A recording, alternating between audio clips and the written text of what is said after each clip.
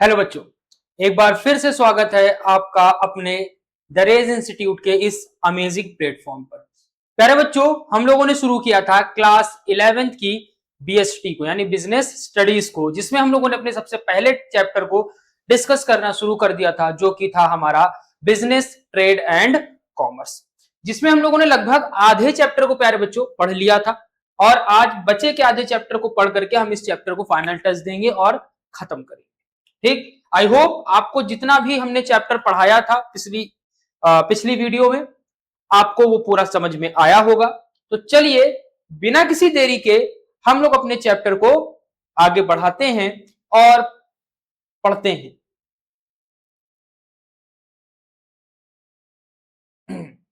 बच्चों, हम लोगों ने लास्ट टॉपिक जो पढ़ा था वो था हमारा कैरेक्टरिस्टिक्स ऑफ बिजनेस।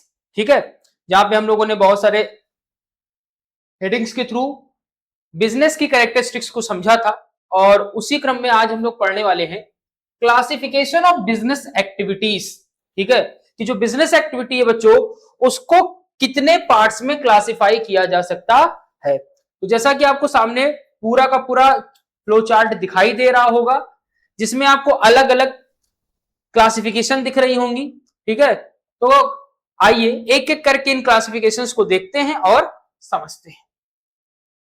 जैसा कि सबसे पहले आपको दिखाई दे रहा है, क्या दिखाई दे रहा है? इंडस्ट्री। कि सबसे पहले हम बिजनेस एक्टिविटीज को दो पार्ट्स में डिवाइड कर सकते हैं, एक है हमारा इंडस्ट्री और दूसरा क्या है? कॉमर्स। ठीक है, एक क्या है? इंडस्ट्री, दूसरा क्या है? कॉमर्स।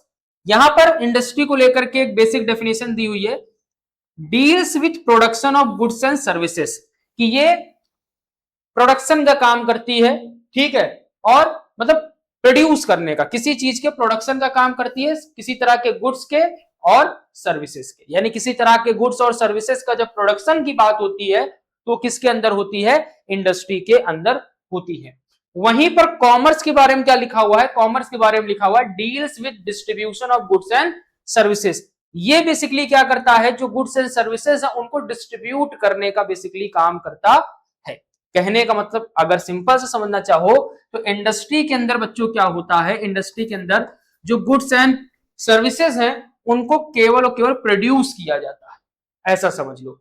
और उन बने गुड्स को एक जगह से दूसरी जगह ले जाकर के बेचना क्या कहलाता है? कॉमर्स कहलाता है। जैसे मान लो पार्ले जी कंपनी ने पार्ले जी बिस्किट प्रोड्यूस किया। ठीक है, पार्ले जी कंपनी ने क्या किया? पार्ले जी बिस्किट क्या किया? प्रोड्यूस किया।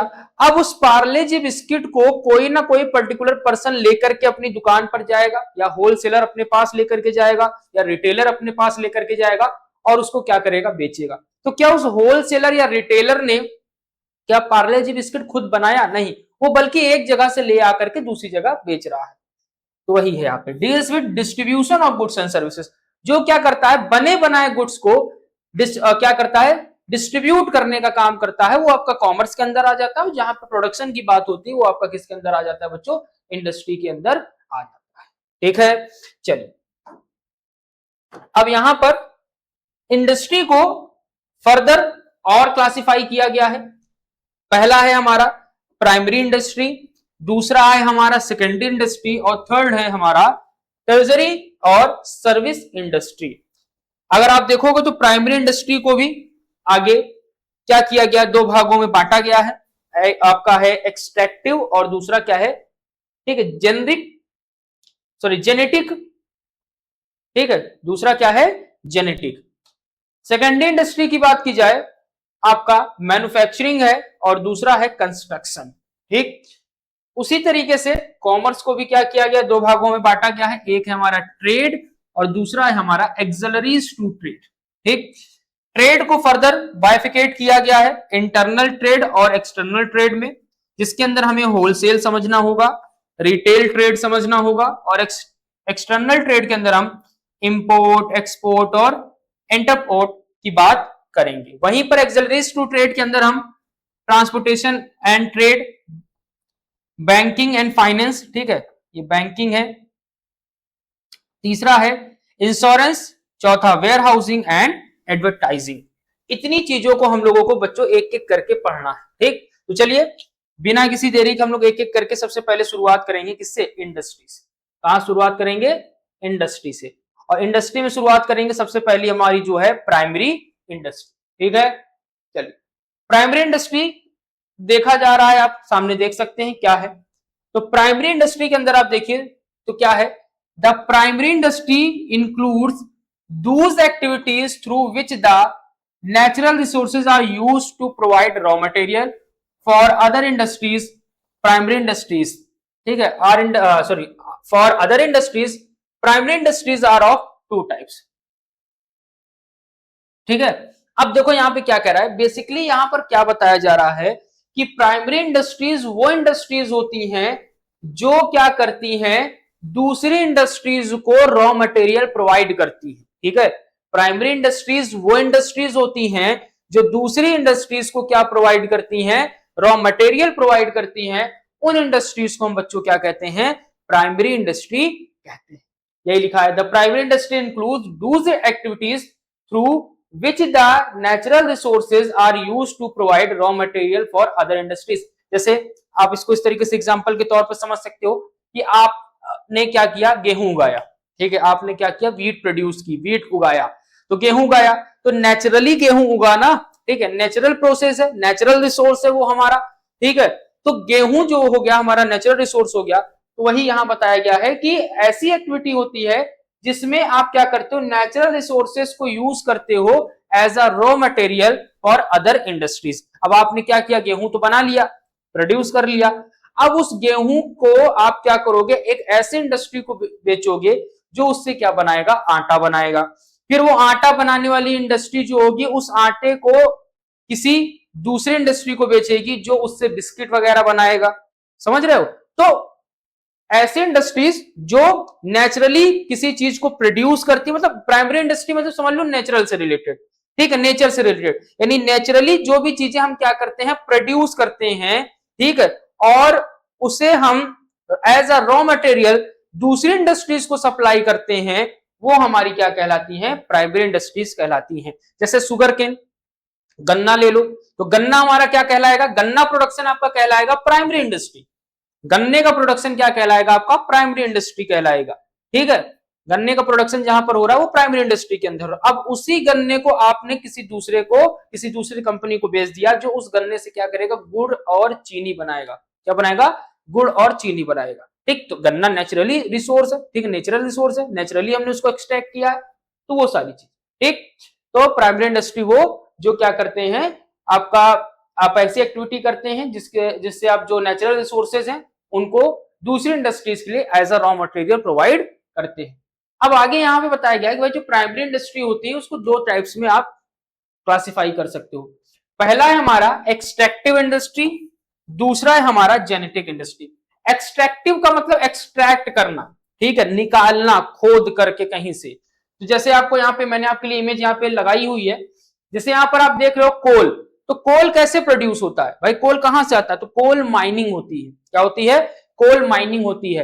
कोल जो है हमारा नेचुरल रिसोर्स है जिसे माइनिंग के थ्रू क्या किया जाता है, बाहर निकाला जाता है। तो जब कोई चीज क्या की जाती है, एक्सट्रैक्ट की जाती है, ठीक है, नेचुरली खोद करके कहीं से, तो हमारा क्या कहलाता है, एक्सट्रैक्टिव इंडस्ट्री कहलाता है। तो वही लिखा है, extractive industry refers to those industry under which something is extracted out of the earth, water or air, is that coal, iron, gas। ठीक है, कि वो एक्सट्रैक्टिव इंडस्ट्री वो इंडस्ट्रीज होती हैं जो क्या करती हैं, अर्थ से कोई भी चीज एक्सट्रैक्ट करके बाहर निकालती हैं। जैसे कोल हो गया, गैस हो गया, आपका आयरन हो गया, ये सब के सब किसके अंदर आ जाएंगे आपके बच्चों, एक्सट्रैक्टिव इंडस्ट्री के अंदर आ जाएंगे। एक्सट्रैक्ट करना, अर्थ के अंदर से खोद करके किसी चीज को निकालना, जैसे यहाँ पे कोल निकाला गया, एक्सेट्रा।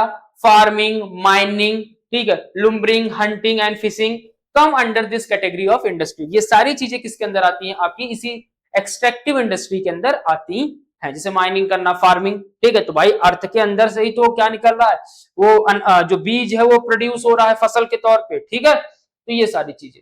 फिर आपका सेकंड आता है बच्चों जेनेटिक इंडस्ट्री।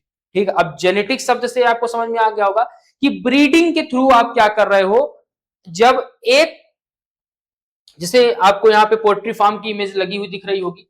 तो क्या करते हैं लोग, मुर्गी पालते हैं। एक मुर्गी से अनेकों मुर्गियां पैदा होती हैं, ठीक है, एक मुर्गी से कई मुर्गियां पैदा करते हैं, फिर उससे और, फिर उससे और, फिर उससे और। तो इस तरह से जो ब्रीडिंग कराई जाती है बच्चों, उसे हम क्या कहते हैं, जेनेटिक इंडस्ट्री कहते हैं।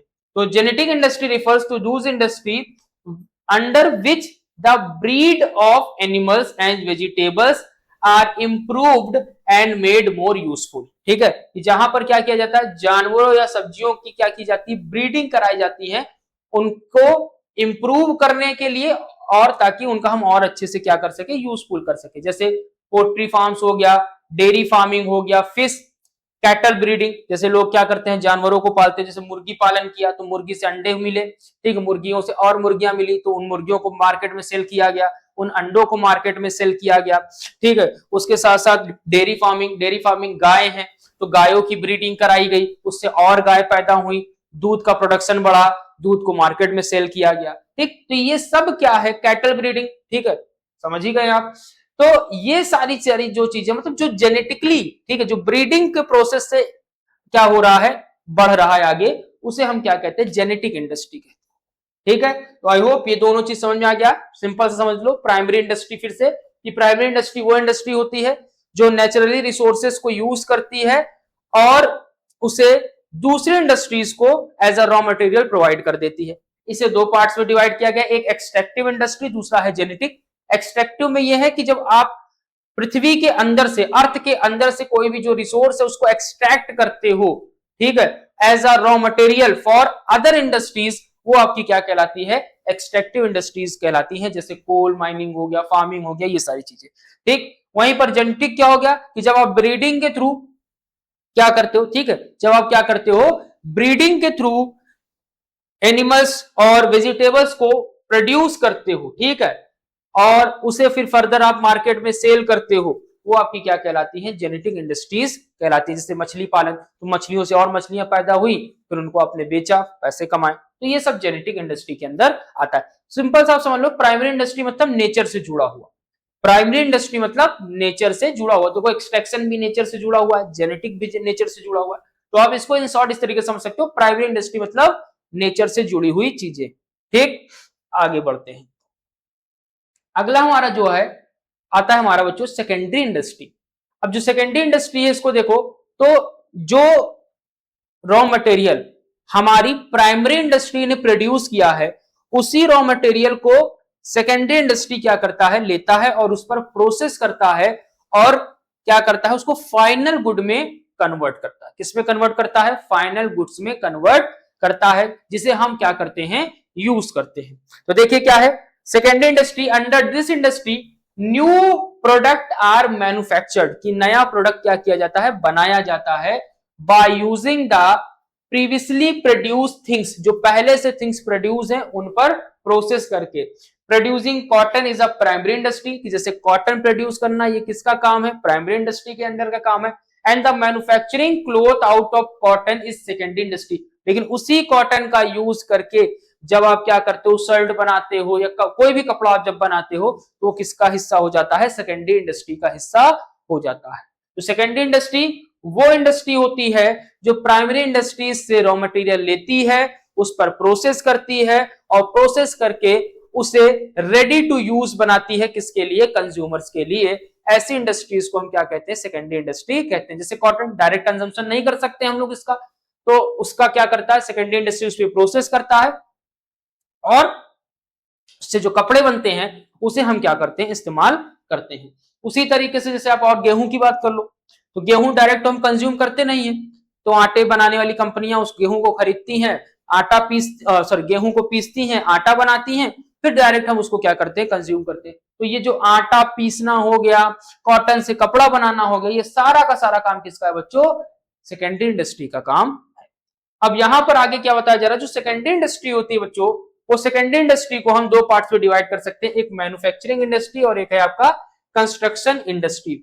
जैसा कि आपको नाम से ही पता चल गया होगा, मैन्युफैक्चरिंग इंडस्ट्री में क्या होगा, मैन्युफैक्चर होगा कोई ना कोई चीज, ठीक है, बनेगा कोई ना कोई चीज। तो देखिए वही है, these industry convert raw material और semi finish product into finish product, कि ये इंडस्ट्री वो इंडस्ट्री होती है जो रॉ मटेरियल को पूरी तरीके से किसमें कन्वर्ट करती है, सेमी और सॉरी क्या लिखा हुआ, these industries convert raw materials और semi finished products into finished good, यानी कि पूरी तरह से अनफिनिश्ड गुड को फिनिश्ड गुड में कन्वर्ट करती है या सेमी फिनिश्ड गुड को किसमें, फिनिश्ड गुड्स में कन्वर्ट करती है। कहने का तात्पर्य यह है कि जैसे मैंने अभी आपको बताया कि कॉटन, तो कॉटन से क्या बनना, शर्ट बनना, तो कॉटन क्या था, रॉ मटेरियल, उस रॉ मटेरियल पर प्रोसेस हुआ, प्रोसेस करके क्या बन गया, शर्ट बन गई, वो हमारा फिनिश्ड गुड हो गया। तो मैन्युफैक्चरिंग इंडस्ट्रीज का मतलब क्या हो गया, ऐसी इंडस्ट्रीज जो रॉ मटेरियल पर प्रोसेस करती है और उसको किसमें कन्वर्ट कर देती है, फिनिश्ड गुड्स में कन्वर्ट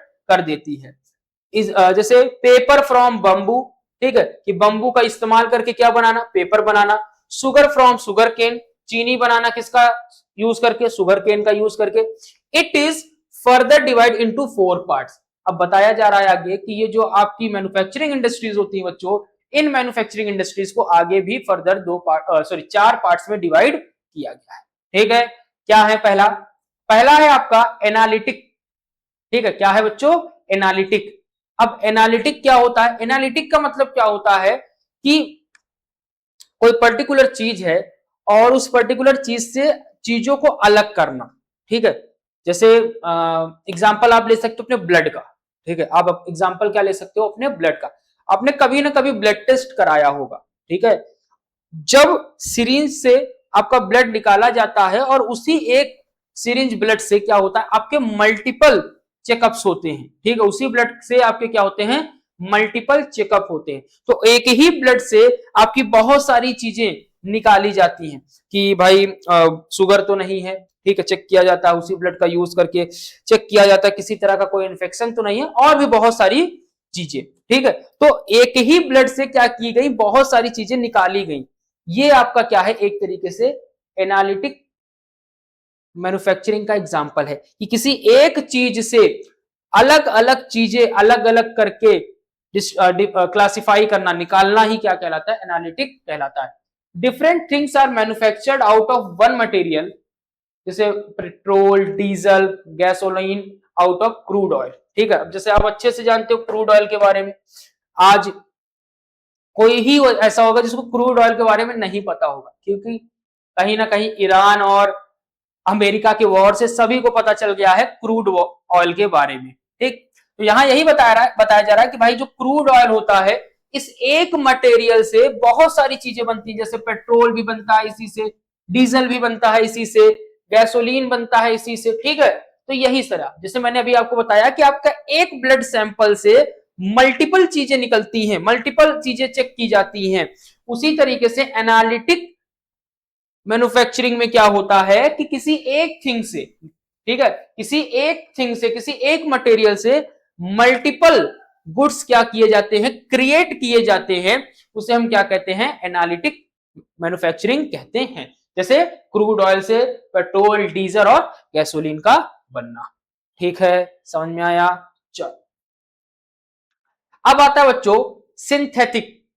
अब सिंथेटिक की बात की जाए तो आप इसी का उल्टा कर दो, जो अभी आपने क्या किया, आपने जो पढ़ा अभी, यानी एनालिटिक को जो आपने पढ़ा, उस एनालिटिक को आप उल्टा कर दो तो क्या बन जाता है, सिंथेटिक बन जाता है। क्या बन जाता है, सिंथेटिक बन जाता है। क्या है, many raw material are mixed to produce more useful product, कि बहुत सारे रॉ मटेरियल को मिला करके एक यूजफुल प्रोडक्ट जो क्रिएट किया जाता है, वो सिंथेटिक मैन्युफैक्चरिंग के अंदर आता है। जैसे सीमेंट बनना, तो सीमेंट जब बनता है बच्चों, तो सीमेंट में बहुत सारी चीजें मिलाई जाती हैं, देन वो सीमेंट क्रिएट होता है। ठीक, तो इस तरह की इंडस्ट्रीज को क्या कहा जाता है, सिंथेटिक सॉरी इस तरह के इसको क्या कहा जाता है, सिंथेटिक मैन्युफैक्चरिंग कहा जाता है।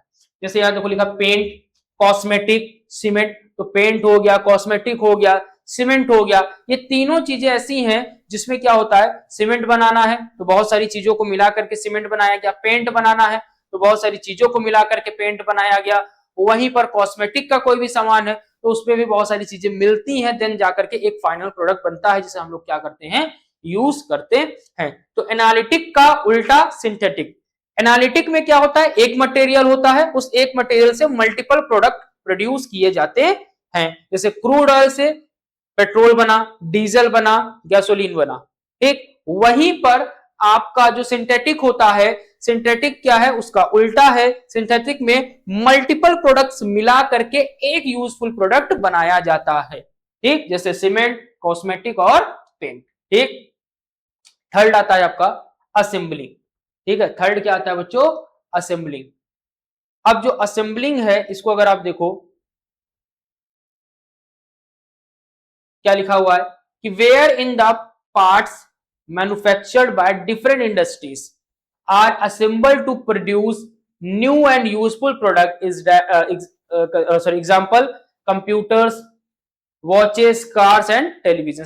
देखो यहां पर असेंबलिंग मतलब आप जान रहे हो अलग अलग पार्ट्स को क्या करना, जोड़ना, और जोड़ करके एक नया प्रोडक्ट क्रिएट करना क्या कहलाता है बच्चों, असेंबलिंग कहलाता है। क्या कहलाता है, असेंबलिंग कहलाता है। जैसे कंप्यूटर आप जानते हो कि जब आपको अपने नीड के अकॉर्डिंग कोई सिस्टम क्रिएट कराना होता है तो आप क्या करते हो, उसको अपनी नीड के अकॉर्डिंग कॉन्फ़िगरेशन बताते हो। जैसे कोई गेमर है तो किसी गेमर का जो पीसी होता है ना बच्चों, वो काफी ज्यादा हैवी होता है।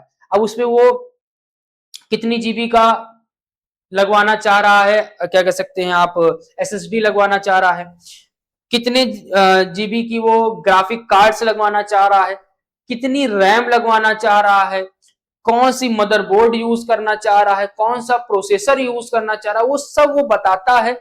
देन उसके बाद उसकी डिमांड के अकॉर्डिंग क्या होती है, वो सीपीयू क्रिएट की जाती है। इसी को क्या कहा जाता है, मैन्युफैक्चरिंग। जैसे आप जो मोबाइल यूज कर रहे हो, जिस मोबाइल से आप इस वीडियो को देख रहे हो, वो मोबाइल भी क्या हुआ है बच्चों, असेंबल हुआ है। मोबाइल के पार्ट्स अलग अलग आते हैं, ठीक है। उन अलग अलग पार्ट्स को क्या किया जाता है, एक साथ जोड़ा जाता है, देन जाकर के आपका क्या बनता है, मोबाइल बनता है। तो ये जो मैन्युफैक्चरिंग होती है बच्चों, इसको हम क्या कहते हैं, असेंबलिंग कहते हैं। क्या कहते हैं बच्चों, असेंबलिंग कहते हैं।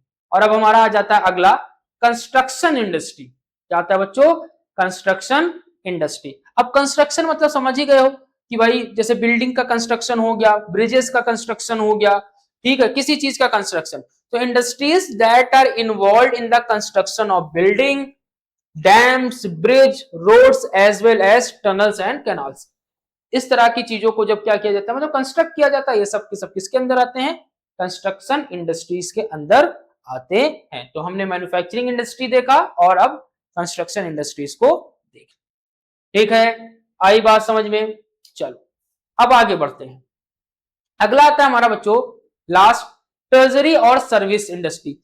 जो इंडस्ट्री आपके प्राइमरी इंडस्ट्री और सेकेंडरी इंडस्ट्री को क्या प्रोवाइड करती है, असिस्टेंस प्रोवाइड करती है। क्या करती है बच्चों, असिस्टेंस प्रोवाइड करती है, उसे हम क्या कहते हैं, उसे हम कहते हैं टर्जरी इंडस्ट्री। क्या कहते हैं बच्चों, टर्जरी इंडस्ट्री। सर कुछ समझ नहीं आया तो इस तरीके से देखो, जैसे अब प्राइमरी इंडस्ट्री का मैं एग्जांपल लूंगा, इसका प्राइमरी इंडस्ट्री का। अब प्राइमरी इंडस्ट्री ने क्या प्रोड्यूस किया बच्चों, शुगर केन। क्या प्रोड्यूस किया, शुगर केन। अब शुगर केन खुद से उड़ करके तो नहीं चला जाएगा सेकेंडरी इंडस्ट्री के पास कि नहीं लो मैं आ गया, ठीक है, अब मुझे क्या करो, मशीन में डालो, मेरा रस निकालो और गुड़ बना लो।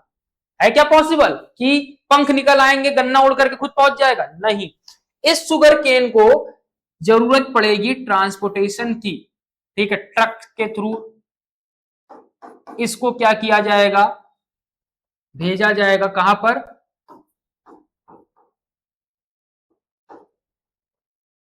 सेकेंडरी इंडस्ट्री के पास।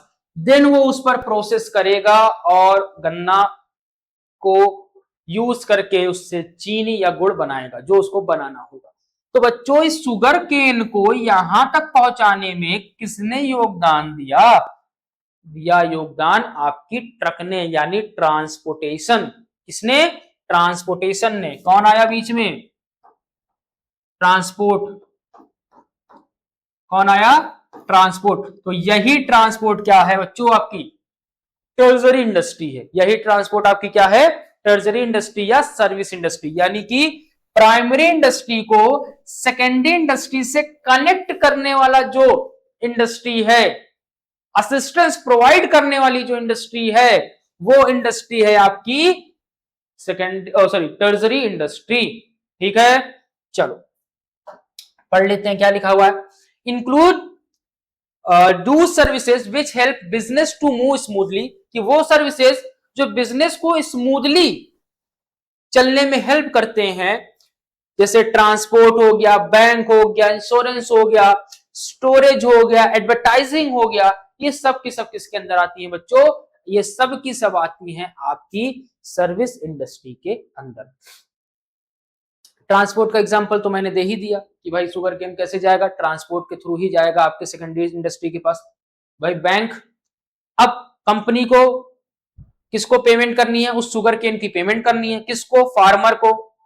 बैंक के थ्रू उसने पेमेंट कर दी, ठीक है। स्टोरेज, अब जो चीनी बनेगा या जो गन्ना उसने प्रोड्यूस किया है फार्मर ने, उस गन्ने को कहीं मान लो इकट्ठा हो गया, अभी तुरंत के तुरंत तो कस्टमर मिल नहीं जाएगा, तो उसको कहीं ना कहीं स्टोर करना पड़ेगा, तो स्टोरेज की फैसिलिटी। तो ये सारी चीजें आपकी क्या है बच्चों? सर्विस इंडस्ट्री के अंदर आती है, जो असिस्टेंस प्रोवाइड करे या उसे स्मूथली रन कराने में हेल्प करे। बाकी की दो इंडस्ट्रीज को यानी प्राइमरी और सेकेंडरी को स्मूथली रन कराने के लिए जो इंडस्ट्री हेल्प करती है उसे हम सर्विस इंडस्ट्री या टर्शरी इंडस्ट्री कहते हैं। ठीक, आइए आगे बढ़ते हैं। अब आगे बढ़ते हैं तो जैसे हम लोगों ने पढ़ा कि भाई बिजनेस एक्टिविटीज को दो पार्ट्स में क्लासिफाई किया गया है, एक इंडस्ट्री जिसे हमने अभी अभी पढ़ के खत्म किया, अब उसके बाद हम देखने जा रहे हैं अब कॉमर्स को। तो कॉमर्स क्या है? Commerce refers to all those activities which are concerned with the transfer of goods and services from producer to the consumer। कि कह रहा है कि कॉमर्स ऐसी एक्टिविटीज को रिफर करता है जिसमें गुड्स एंड सर्विसेज को प्रोड्यूसर से लेकर के कंज्यूमर तक पहुंचाया जाता है। जैसे होलसेलर क्या किया? होलसेलर ने कंपनी से प्रोडक्ट खरीदा, प्रोडक्ट को खरीदने के बाद उसको कस्टमर को सेल कर दिया। क्या किया? होलसेलर ने कंपनी से सामान खरीदा और सामान खरीद करके किसको? कंज्यूमर को बेच दिया। तो अब जो बीच में होलसेलर है वो एक मीडिएटर है। वो क्या है? एक मीडिएटर है जो कंपनी से बना बनाया सामान खरीदता है और फर्दर उसको आगे ट्रांसफर कर देता है, किसको? कंज्यूमर को। तो इसे ही हम क्या कहते हैं? कॉमर्स कहते हैं। क्या कहते हैं? कॉमर्स कहते हैं। तो यहां पर लिखा गया कि goods and services from the producer to consumer, ये प्रोड्यूसर से कंज्यूमर तक पहुंचाना, किसको? बने बनाए गुड्स को ट्रांसफर करना, यही क्या कहलाता है बच्चों? कॉमर्स कहलाता है। जैसे आपने देखा होगा कि आपके मोहल्ले में कोई ना कोई किराना की दुकान हो, बिल्कुल, ठीक है, जनरल स्टोर। अब उस जनरल स्टोर में जो सामान होता है, क्या वो जनरल स्टोर वाला खुद प्रोड्यूस करता है? जो बिस्किट बेच रहा है, जो चॉकलेट बेच रहा है, जो चावल बेच रहा है, जो गेहूं बेच रहा है, क्या वो खुद प्रोड्यूस कर रहा है? तो सर आपका जवाब होना चाहिए नहीं। ठीक है कि नहीं सर, वो तो केवल बना बनाया लाता है और हम जाते हैं, हमसे पैसा लेता है और हमें दे देता है। तो ये क्या कह, यही सेम चीज बच्चों क्या कहलाती है? कॉमर्स कहलाती है। ठीक, यही सेम चीज क्या कहलाती है? कॉमर्स की बने बनाए प्रोडक्ट को लाना और प्रोड्यूसर से और उसको मार्केट में सेल कर देना कंज्यूमर्स को, ये क्या कहलाता है? कॉमर्स। आगे क्या लिखा है? It embraces all those activities which are necessary for maintaining a free flow of goods and services। ये क्या करता है? मार्केट के अंदर गुड्स एंड सर्विसेज के फ्लो को मेंटेन रखता है। ठीक है, ये बात ध्यान रखिएगा। Commerce include two types of activities. Commerce के अंदर बच्चों दो तरह की एक्टिविटीज इंक्लूड की गई हैं, जैसे मैं आपने देखा था कि हम लोगों ने भी पढ़ा सेकेंडरी इंडस्ट्री के अंदर मैन्युफैक्चरिंग और कंस्ट्रक्शन, उसी तरीके से कॉमर्स के अंदर भी बच्चों दो तरह की इंडस्ट्रीज हैं। एक है आपका ट्रेड, सॉरी, दो तरह की एक्टिविटीज इंक्लूड होती हैं। एक है आपका ट्रेड और दूसरा है आपका एक्सिलरीज टू ट्रेड। चलिए अब एक एक करके इसको समझते हैं। ठीक, सबसे पहले बात करेंगे हम लोग बच्चों ट्रेड की। किसकी बात करेंगे? ट्रेड की। तो ट्रेड के बारे में अगर आप देखेंगे तो आपको पता चलेगा ट्रेड है क्या। तो refers to buying and selling of goods and services with the objective of earning profit. It is classified into two categories. कह रहा है कि बने बनाए गुड्स को क्या करना, ठीक है, फाइनल गुड्स को क्या करना? बाय करना, खरीदना और उसे सेल कर देना। ठीक है, खरीदना और उसे क्या कर देना? सेल कर देना, और बीच में अपना क्या अर्न कर लेना? प्रॉफिट अर्न कर लेना। यही क्या कहलाता है बच्चों? ट्रेड कहलाता है। क्या कहलाता है? ट्रेड कहलाता है। जैसे मान लो मैं एमपी गया, मान लो मैं कहां गया? एमपी गया। एमपी में मुझे कुछ ऐसे सामान दिखे जो मुझे ऐसा फील हुआ कि भाई हमारे यूपी में ये सामान तो नहीं मिलता। ठीक है। इस तरह का ये जो सामान है ये मुझे यूपी में नहीं मिलता। तो मैं क्या करा, मैंने क्या किया कि मैंने सोचा यार इसको मैं अगर लेकर के जाता हूं तो मे बी चांस वहां पर इसकी डिमांड हो जाए, लोग उसको परचेज करने लगे। तो मैं अपने रिस्क पर एमपी से उस सामान को लेकर के कहां चला आया, यूपी में लेकर के चला आया। अब मैंने यूपी में ले आया और उसको बेचना शुरू कर दिया। लोगों को चीजें पसंद आई, लोगों ने खरीदी, और अब मैं क्या करता हूं, एमपी जाता हूं, सामान उठाता हूं, ला करके यहां पर अपना प्रॉफिट जोड़ करके यूपी में बेच देता हूं। ये जो प्रोसीजर मैंने किया ना बच्चों, यही ट्रेड है। ये जो प्रोसीजर मैंने किया बच्चों, यही क्या है, ट्रेड है। कि बनाया बनाया गुड्स मैं क्या कर रहा हूं, एमपी से बाय कर रहा हूं और यूपी में आकर के अपना प्रॉफिट जोड़ करके उसको सेल कर दे रहा हूं। इसी प्रोसीजर को क्या कहेंगे, ट्रेड कहेंगे, सिंपल। ठीक, अब तो जानते ही हो इस बारे में। अब यहां पे आगे क्या बता रहा है, जो it is classified into two categories, कि जो आपका ट्रेड है इस ट्रेड को दो पार्ट्स में डिवाइड किया गया। एक है बच्चों आपका इंटरनल ट्रेड और दूसरा है आपका एक्सटर्नल ट्रेड। इंटरनल ट्रेड क्या होता है सर, तो इंटरनल मतलब अंदर, जान ही गए हो। अब किसके अंदर, आपके देश के अंदर। इंटरनल का मतलब तो आप समझ गए होगे, अंदर। ट्रेड का मतलब आप जान ही गए। तो इंटरनल ट्रेड का मतलब जो अंदर हो रहा है। अब अंदर किसके, तो अंदर आपके देश की बाउंड्री के।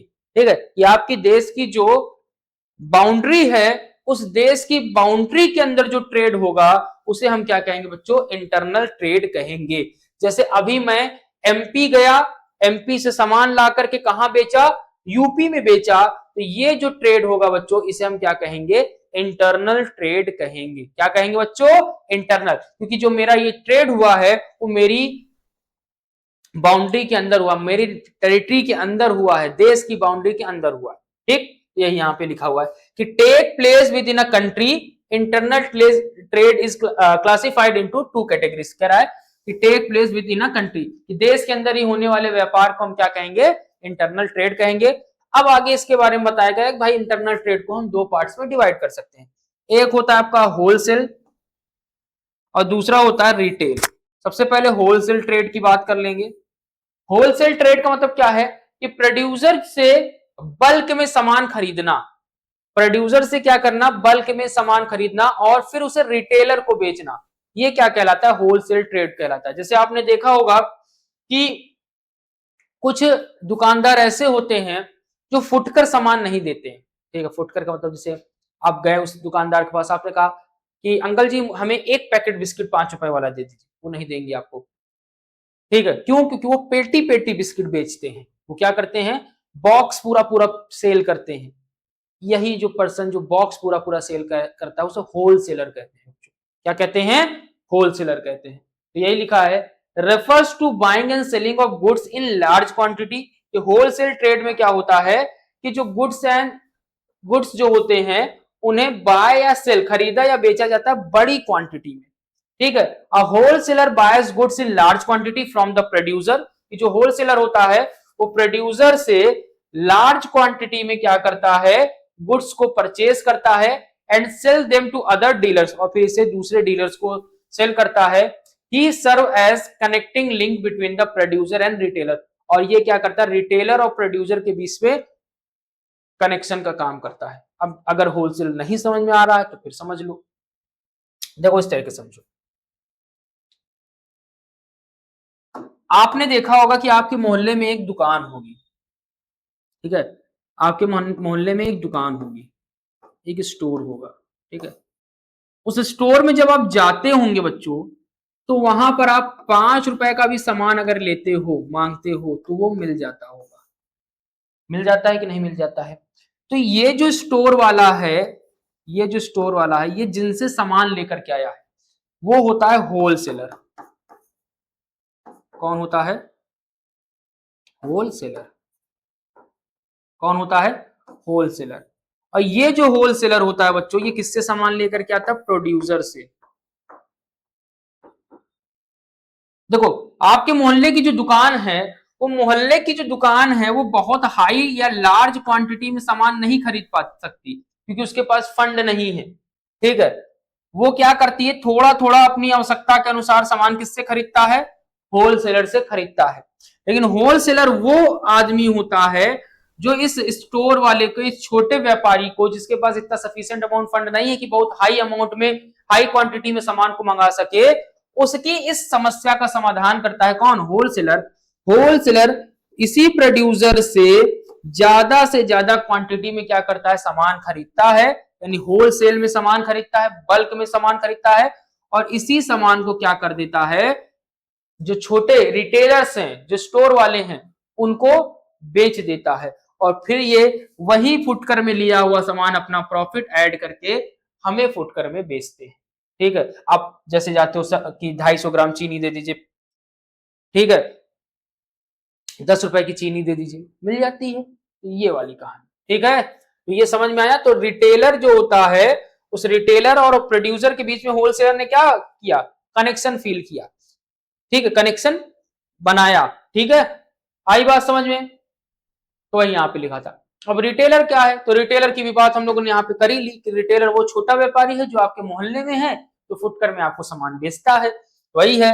Refers to buying and selling goods and services in relatively small quantities and selling them to the unlimited consumers, sorry ultimate consumers. ठीक, कि रिटेलर क्या है?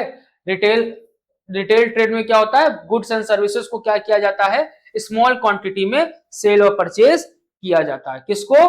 कंज्यूमर को, अल्टीमेट कंज्यूमर, ठीक, जो कंज्यूमर है उनको उनकी इच्छा अनुसार, ठीक, क्योंकि कंज्यूमर भी भाई बल्क में सामान नहीं खरीद सकते हैं, तो उसको भी रिटेल में चाहिए, तो रिटेलर से वो परचेज करता है। ठीक, तो ये थी बात किसकी? ट्रेड की, कि भाई ट्रेड दो तरह से हो सकते हैं, एक होलसेल ट्रेड हो सकता है और एक एक रिटेल ट्रेड होता है। आइए, अब आता है आपका एक्सटर्नल ट्रेड। इंटरनल तो समझ गए होंगे आप, ठीक, कि होलसेल और आपका रिटेलर। होलसेल वो जहां पर लार्ज क्वांटिटी में बाय और सेलिंग होती है, ये डायरेक्ट प्रोड्यूसर से परचेज करता है। वहीं पर रिटेल ट्रेड क्या होता है? रिटेल ट्रेड जहां पे स्मॉल क्वांटिटी में बाइंग एंड सेलिंग होती है, और ये रिटेलर डायरेक्ट प्रोड्यूसर से ना लेकर के प्रोडक्ट को होलसेलर से लेता है अपनी आवश्यकता के अनुसार। ठीक है, अब आता है एक्सटर्नल ट्रेड। जैसा कि अभी मैंने बताया कि इंटरनल का मतलब क्या हुआ? अंदर, वैसे एक्सटर्नल का मतलब हो गया बाहर। कि जब इंडिया क्या करे? जब इंडिया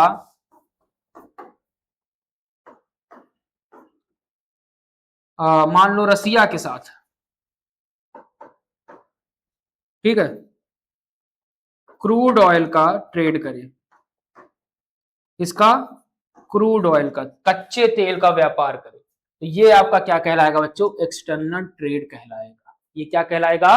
एक्सटर्नल ट्रेड कहलाएगा। यानी जब व्यापार दो देशों के बीच में होता है, जब ट्रेड आपकी टेरिटरी के बाहर होता है, तो उसे हम क्या कहते हैं बच्चों? एक्सटर्नल ट्रेड कहते हैं। ठीक है, आई बात समझ में? आगे देखिए, फिर क्या लिखा हुआ है आगे? ट्रेड बिटवीन टू और मोर कंट्रीज, जब दो या दो से ज्यादा देशों के बीच में ट्रेड होता है तो उसे हम क्या कहते हैं? एक्सटर्नल ट्रेड कहते हैं। External trade can be classified into 3 categories. जो एक्सटर्नल ट्रेड होता है बच्चों, उसको 3 पार्ट्स में डिवाइड किया गया है। एक है आपका इंपोर्ट, दूसरा एक्सपोर्ट, और तीसरा है आपका इंटरपोर्ट। अब आप दो के बारे में तो अच्छे से जानते होंगे। इंपोर्ट का मतलब क्या है? कि जब आप किसी सामान को, किसी गुड्स एंड सर्विसेज को दूसरे देश से अपने देश में मंगाते हो। जैसे मान लो रसिया से क्रूड ऑयल आया, रसिया से क्या आया? क्रूड ऑयल आया। कहां आया? इंडिया में आया। कहां आया? इंडिया में आया। तो ये क्या कहलाएगा? ये प्रोसीजर जो कहलाएगा, इंपोर्ट कहलाएगा। क्या कहलाएगा बच्चों? इंपोर्ट कहलाएगा। कि जब दूसरे देश से सामान आपके देश में आता है तो उसे हम क्या कहते हैं? इंपोर्ट कहते हैं। वहीं पर इंडिया ने क्या किया? मान लो इंडिया ने, ठीक है, टेक्सटाइल, कपड़े, ठीक है, क्या किए? कपड़े को सेल किया दूसरे देश को, मान लो यूएसए को। किसको? यूएसए को। तो जब आप अपने देश का सामान दूसरे देश को बेचते हो तो इसे हम क्या कहते हैं बच्चों? एक्सपोर्ट कहते हैं। क्या कहते हैं? एक्सपोर्ट कहते हैं। तो इन, यानी जब इन हो आपके देश के अंदर तो उसे इंपोर्ट, और जब कोई चीज आपके देश से बाहर जाए, ठीक, तो उसे एक्सपोर्ट कहते हैं। ठीक, यही यहां पर लिखा हुआ था कि if goods are purchased from other country, कि जब आप किसी तरह के गुड्स को दूसरे कंट्री से परचेज करते हो तो उसे हम क्या कहते हैं, इंपोर्ट कहते हैं। If goods are sold to other countries it is called export trade, और जब आप क्या करते हो, किसी तरह के गुड्स को अपने देश के गुड्स को दूसरे देशों को, जैसे स्पाइसेस, मसाले, जब आप इस तरह की चीजों को, कॉटन हो गया, स्पाइसेस हो गया, और भी बहुत सारी चीजें, जब आप अपने देश के बने प्रोडक्ट्स को क्या करते हो, दूसरे देश को बेचते हो, तो उसे हम क्या कहते हैं, एक्सपोर्ट कहते हैं। ये आप अच्छे से जानते थे, इंपोर्ट एक्सपोर्ट आप अच्छे से जानते थे। समस्या आपको हो सकता है आ रही हो यहां पर, जो है इंटरपोर्ट। इंटरपोर्ट का मतलब है कुछ, इसको इस तरीके से समझ लीजिए। मान लो इंडिया है, इंडिया क्या करता है, ट्रेड करता है किसके साथ, यूएसए के साथ। अब मान लो इंडिया ने क्या किया, यूएसए के साथ ट्रेड किया, लेकिन यूएसए की चाइना के साथ मान लो नहीं बनती, ठीक है, मान लो यूएसए की चाइना के साथ नहीं बनती, तो यूएसए चाइना के साथ कोई डायरेक्ट ट्रेड नहीं करता है। लेकिन इंडिया को एक चीज दिख रहा था कि चाइना का ये जो पर्टिकुलर प्रोडक्ट है उसकी यूएसए में डिमांड है अच्छी खासी, उसकी क्या है, डिमांड है अच्छी खासी। तो इंडिया ने क्या किया, चाइना से वो सामान जो भी पर्टिकुलर गुड है उसको इंपोर्ट किया अपने पास, क्या किया, उसको इंपोर्ट किया अपने पास, और उसी को अपने पास ना रख करके उसने उसको कहां बेच दिया, अपना प्रॉफिट ऐड करते हुए यूएसए को बेच दिया। नहीं समझे, मान लो इंडिया ने चाइना से कोई पर्टिकुलर गुड इंपोर्ट किया, मंगाया, और उसे अपने पास ना रख करके उसे किसको बेच दिया, रसिया को बेच दिया, या सॉरी यूएसए को बेच दिया, किसको बेच दिया, यूएसए को बेच दिया। तो इस तरह का जो ट्रेड होता है बच्चों, उसे हम क्या कहते हैं, इंटरपोर्ट कहते हैं। क्या कहते हैं, इंटरपोर्ट कहते हैं। यहां पर आपने एक चीज गौर किया, इंडिया ने चाइना से इंपोर्ट तो किया, इंडिया ने चाइना से इंपोर्ट तो किया, लेकिन अपने यूज के लिए नहीं, बल्कि किसको, यूएसए को बेचने के लिए, अपने पास रखा ही नहीं उसने। तो ये जो होता है इंटरपोर्ट कहलाता है, कि जब कोई एक देश मीडिएटर की तरीके किसी दूसरे देश से सामान खरीद करके किसी तीसरे देश को बेच देता है, उसे हम क्या कहते हैं, इंटरपोर्ट कहते हैं।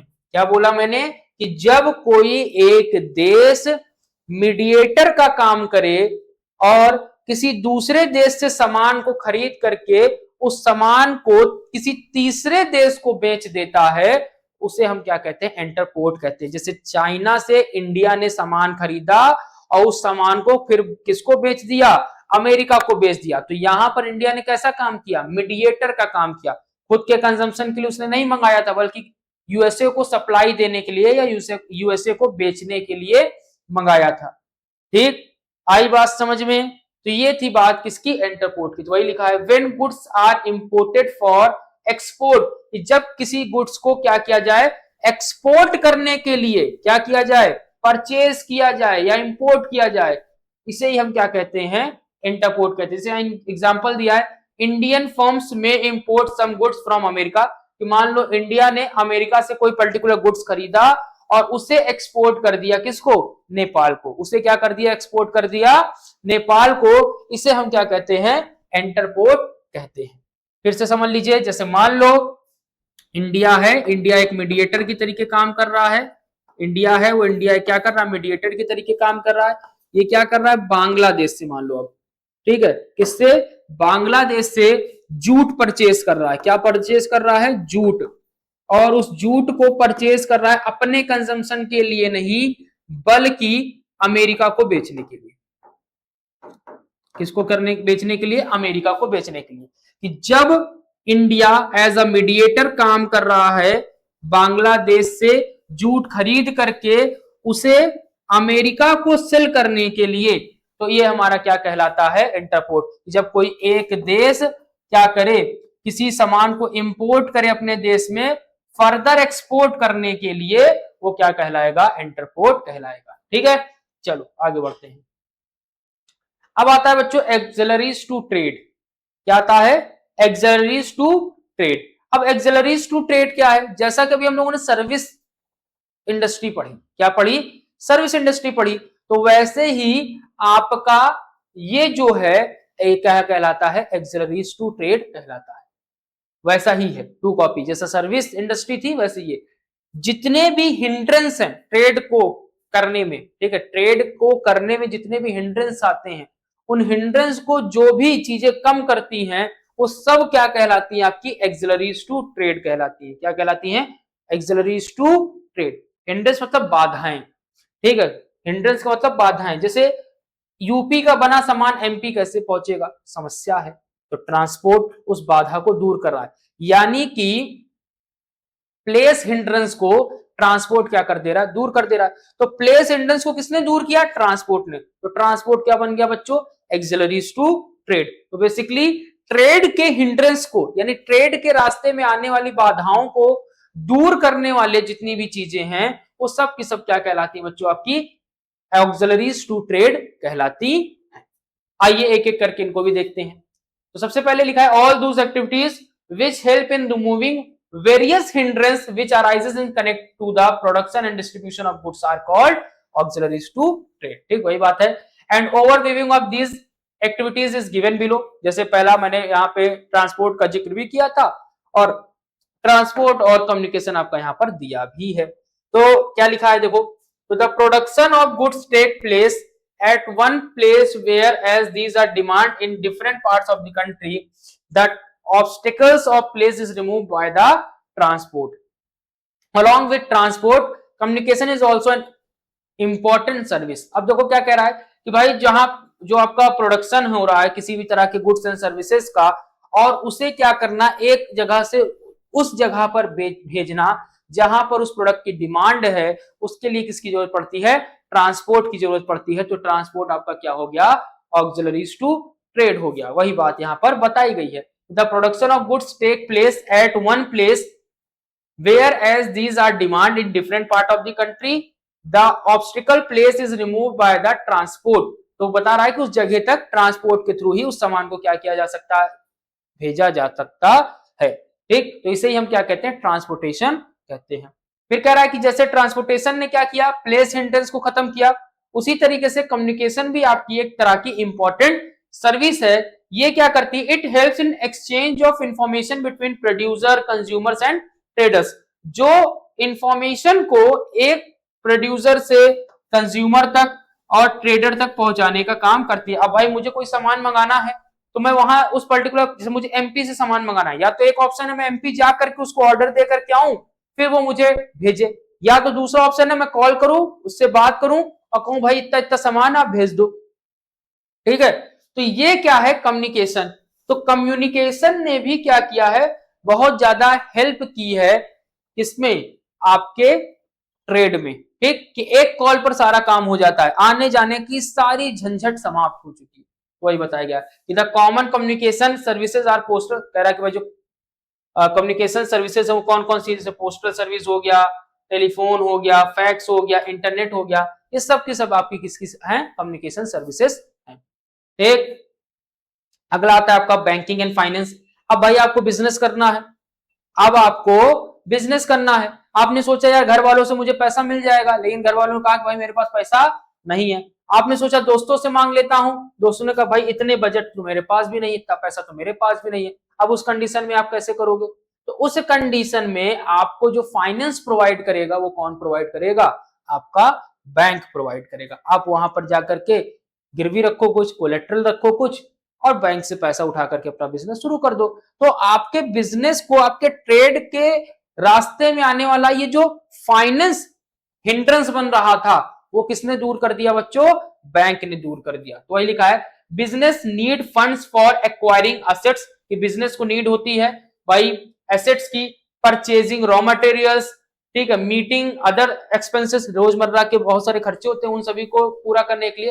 तो necessary fund can be obtained from a bank, तो जो भी आवश्यकता के फंड हैं वो आप क्या कर सकते हो, बैंक से ले सकते हो।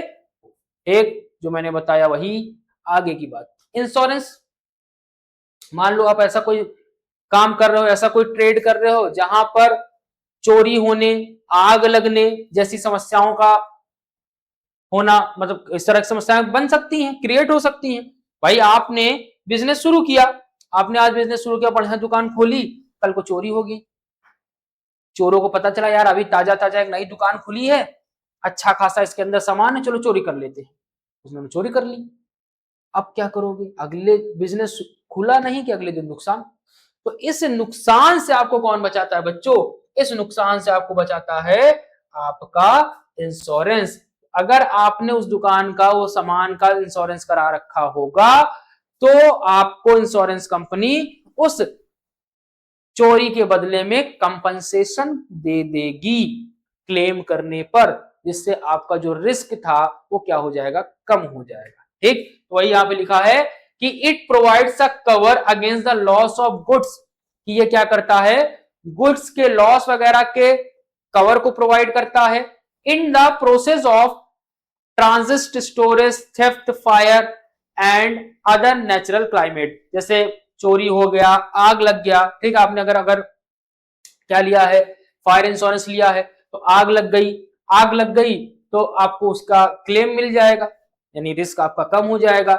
नेचुरल क्लाइमेट आ गया, जैसे आप लोगों ने एक पिक्चर देखी होगी, मे बी आपको उसका सीन याद होगा, अच्छी पिक्चर है, देखिएगा अगर मौका मिलता है, अगर नहीं देखी है तो। एक ओ माई गॉड, ठीक है, मे भी मुझे लगता है सबने देखी ही होगी, अगर नहीं देखी तो आप देखिएगा। वहां पर आपको इंश्योरेंस का थोड़ा सा एक छोटा सा एग्जांपल देखने को मिलेगा कि जो जिस पर पूरी की पूरी पिक्चर, मतलब जो एक सेंटर है पूरी मूवी का, वो है आपका कांजी मेहता, ठीक है, कांजी लाल मेहता, इसी तरीके का कुछ नाम है, परेश रावल जो बेसिकली ओरिजिनल नेम है उनका, उन्होंने इस रोल को प्ले किया है, जहां पर ये होता है कि उनकी दुकान पर नेचुरल क्लाइमेट हो जाता है, एक तरीके से भूकंप आ जाता है, अर्थक्वेक आ जाता है, जिससे उनकी दुकान गिर जाती है, और वो जा करके इंश्योरेंस कंपनी से क्लेम मांगते हैं। तो इंश्योरेंस कंपनी वाले कहते हैं भैया ये नेचुरल डिजास्टर है, हम ऐसा इस पर क्लेम आपको नहीं दे सकते हैं, तो उन्होंने क्लेम देने से मना कर दिया था वगैरह वगैरह, उससे अपने को कोई लेना देना नहीं है, लेकिन कहने का मतलब क्या, इंश्योरेंस। ठीक, तो अगर इस तरीके की कोई घटना आपके साथ हो जाती है और आपने इंश्योरेंस करा रखा है, तो आपका जो रिस्क है वो क्या हो जाता है, कम हो जाता है। क्या हो जाता है बच्चों, कम हो जाता है। तो इंश्योरेंस वही है कि भाई थेफ्ट, फायर, इन सब चीजों से आपको बचा करके रखते हैं। जैसे बाइक का इंश्योरेंस होता है बच्चों, ठीक, बाइक चोरी हो जाती है तो इंश्योरेंस कंपनी आपको क्या देगी, उस पर क्लेम दे देगी। ठीक, तो ये सारी चीजें, तो इंश्योरेंस भी एक तरीके से क्या है, आपके ट्रेड के रास्ते में आने वाले इस तरह के लॉस को क्या देता है, आपको बचाने का काम करता है, लॉस से सिक्योरिटी देता है। ठीक है, फिर आपका आता है वेयर हाउस। वेयर हाउस मतलब गोदाम। अब गोदाम की अगर हम बात करें तो गोदाम मतलब जहां पर आप स्टोर करते हो सामान को, वेयर हाउस। अब भाई आप सामान खरीद रहे हो, जैसे मान लो कि आपने कपड़े का क्या सोचा कि यार अब इस बार हम लोग क्या करते हैं, कपड़े का काम शुरू करते हैं, ठंडी आने वाली है, वहां से जैकेट मंगा लेते हैं, अभी मंगा लेंगे गर्मी के मौसम में ही तो हमें सस्ता मिलेगा, तो उसी को हम क्या करेंगे, ठंडी में बेचेंगे, तो अच्छा खासा हमें प्रॉफिट गेन होगा। अब चलो अभी तुमने जून जुलाई के मौसम में ऑर्डर लगा दिया, मान लो सामान आते आते आपका ऑर्डर आते आते हुआ अगस्त। अब अगस्त में ही तो आप जैकेट बेचने नहीं लगोगे और ना ही कोई अगस्त में ही आपसे जैकेट खरीदेगा, तो अभी उसको आपको कहीं ना कहीं स्टोर करना पड़ेगा, और उसे स्टोर करने के लिए चाहिए होगा एक प्रॉपर वेयर हाउस, जहां पे आपकी जैकेट बिल्कुल सेफ रहे, जहां पर चूहे ना लगे या किसी भी तरह की ऐसी चीज जिससे आपकी जैकेट खराब हो सके वो ना हो।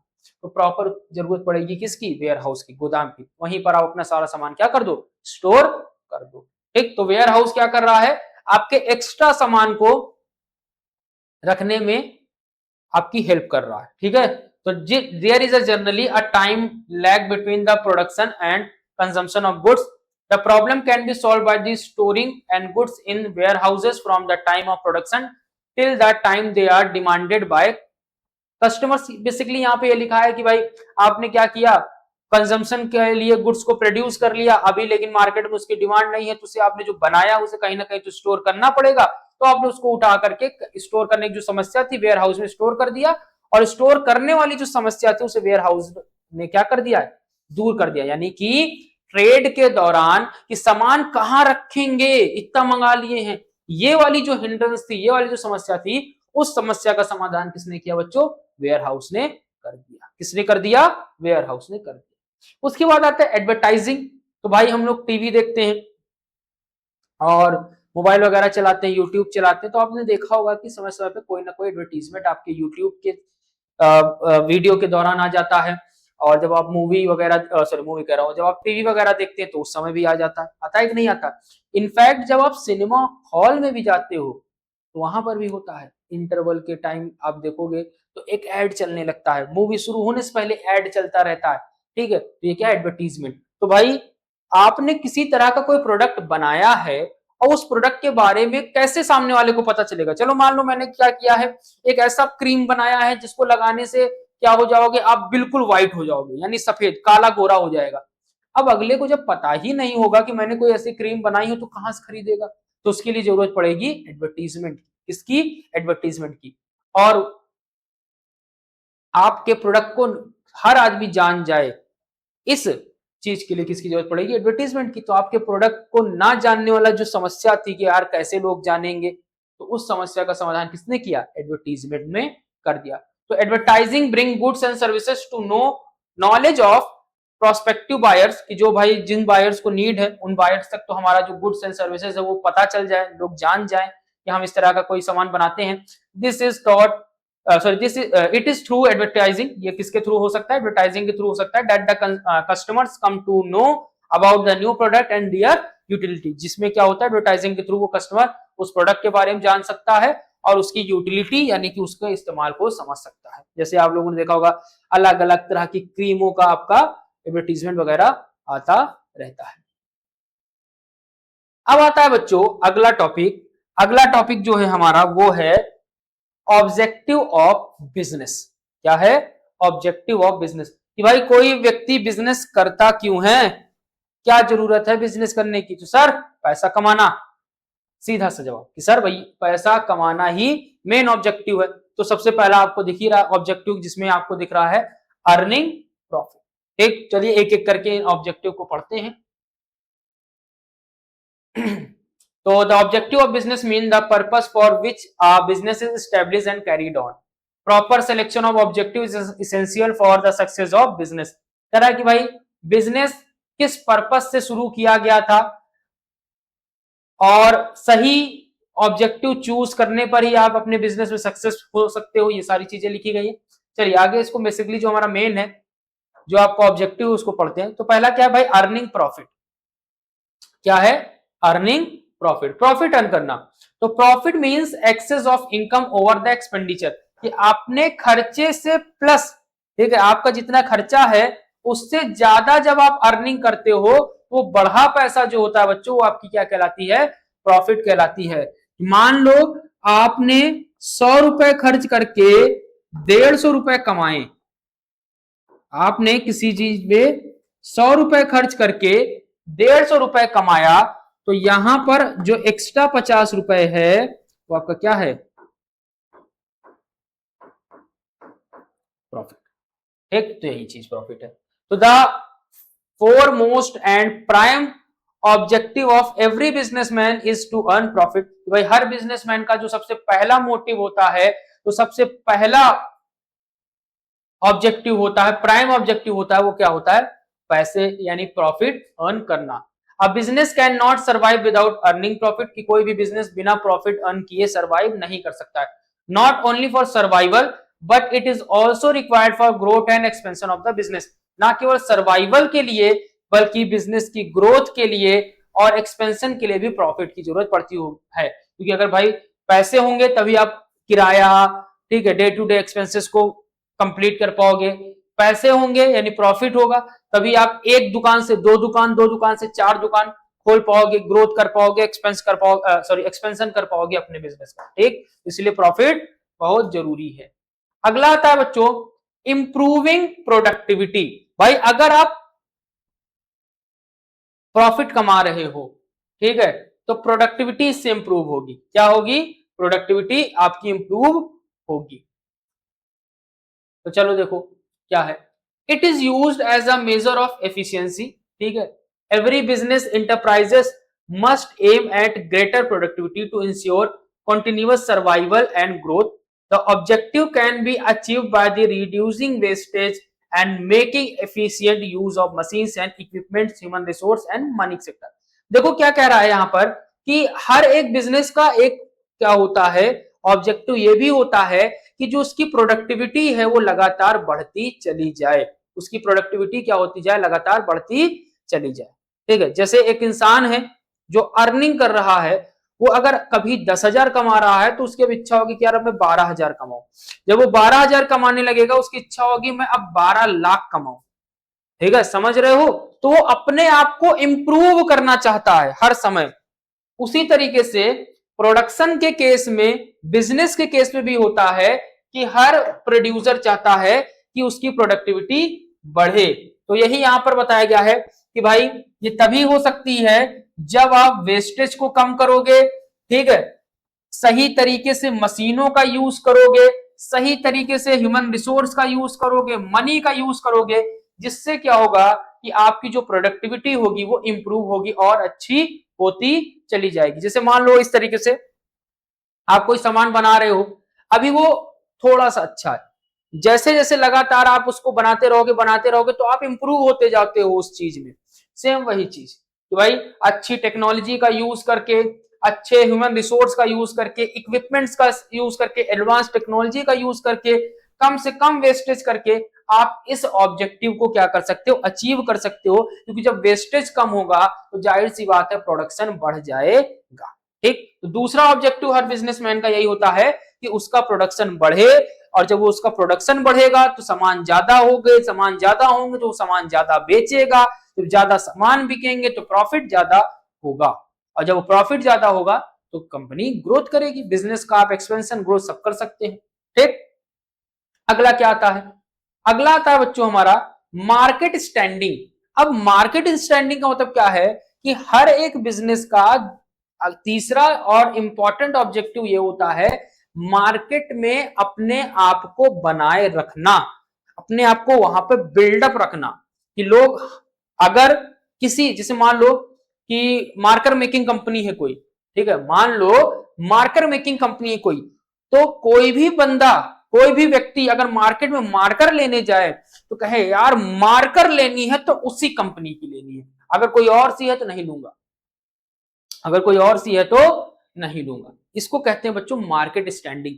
कि बिजनेस का तीसरा सबसे इंपॉर्टेंट ऑब्जेक्टिव यही होता है कि वो ये कोशिश करता है कि हम मार्केट में अपना इमेज ऐसा क्रिएट कर लें, ऐसी मार्केट कैप्चर कर लें कि मतलब मार्कर मतलब ये कंपनी, ठीक है, मार्कर मतलब ये पर्टिकुलर कंपनी। तो यहाँ पे लिखा हुआ है कि business can survive for a longer period only if is able to capture a big share in the market. कि कोई भी बिजनेस लंबे समय तक तभी सर्वाइव कर सकता है कि जब वो बड़े मार्केट को क्या कर सके, कैप्चर कर सके, तभी वो वहां पर स्टैंड हो सकता है। It is possible only when business provide goods and services to satisfy the need and want to customer. कि भाई ये तभी पॉसिबल है, ये मार्केट स्टैंडिंग तभी बन सकती है जब कोई भी बिजनेस जो कंज्यूमर है, जो कस्टमर है, उसकी वांट्स को, उसकी नीड को क्या कर दे, पूरी तरह से सेटिस्फाई कर दे, तभी ये मार्केट स्टैंडिंग पॉसिबल है।